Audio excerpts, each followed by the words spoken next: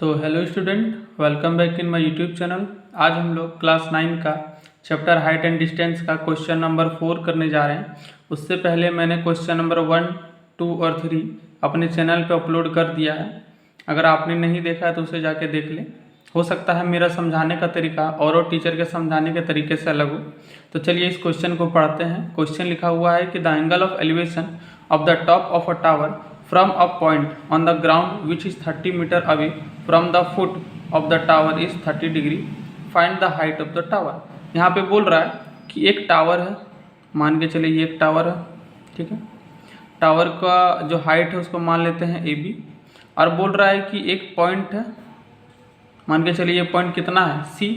अब यहाँ से एंगल ऑफ इंक्लिनेशन मतलब होता है यहाँ से यहाँ, ये जो एंगल होता है, ये जो एंगल बनता है उसको बोलते हैं एंगल ऑफ एलिवेशन।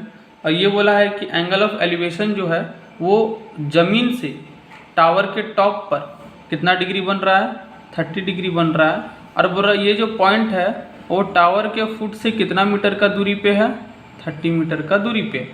अब आपको बताना है कि टावर का हाइट क्या होगा। तो सबसे पहले यहाँ पे वर्ड में लिख लेंगे कि let the height of the tower be AB। मान के चलते हैं कि टावर का हाइट कितना है, AB है। और लिखेंगे and let the point of elevation from the foot of the tower be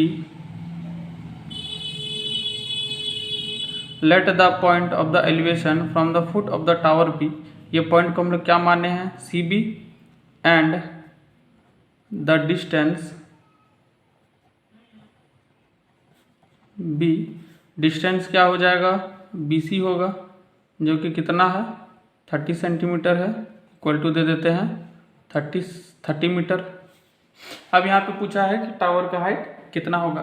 तो यहाँ पे हम लोगों को देखिए, यहाँ पे एक चीज़ देखिए, दिया क्या है बेस, पूछ क्या रहा है परपेंडिकुलर। अब हम लोग ट्रिग्नोमेट्री का कौन सा फॉर्मूला जानते हैं जिसमें परपेंडिकुलर और बेस आता है, सही बात है, tan थीटा होता है। तो यहाँ पे लिखेंगे इन ट्राइंगल, यहाँ लिखेंगे नाउ इन ट्राइंगल ABC, इस ट्राइंगल में क्या हो जाएगा tan 30 degree. tan theta is equal to क्या होता है परपेंडिकुलर बाय बेस। परपेंडिकुलर क्या है AB है, बेस क्या है BC है। अब tan 30 का वैल्यू कितना होता है, tan 30 का वैल्यू अगर आपको याद नहीं है तो सबसे पहले आप sin 30 का वैल्यू निकाल लीजिए। sin 30 का होता है 1/2 और cos 30 का होता है √3/2। यहाँ से 2 से 2 कट जाएगा, वैल्यू होगा 1/√3। तो tan 30 का वैल्यू 1/√3 है। और AB जो है, AB हमारा वही हाइट है टावर का, तो उसको निकालना है। और BC कितना है 30 मीटर। यहाँ से क्रॉस मल्टीप्लिकेशन करेंगे तो AB into √3 equal to 30 metre हो जाएगा। इसको इससे मल्टीप्लाई कर दिए, इसको इससे मल्टीप्लाई कर दिए। अब हमको AB निकालना है तो हो जाएगा 30 मीटर बाई √3। और मैंने आपको पहले ही बताया है कि √3 कभी भी नीचे नहीं होता, तो इसी को वापस से मल्टीप्लाई कर देते हैं। इस प्रोसेस को बोलते हैं रेशनलाइजेशन। अब यहाँ पे हो जाएगा 30 √3 मीटर बाय √3 को मल्टीप्लाई करेंगे तो 3 हो जाएगा।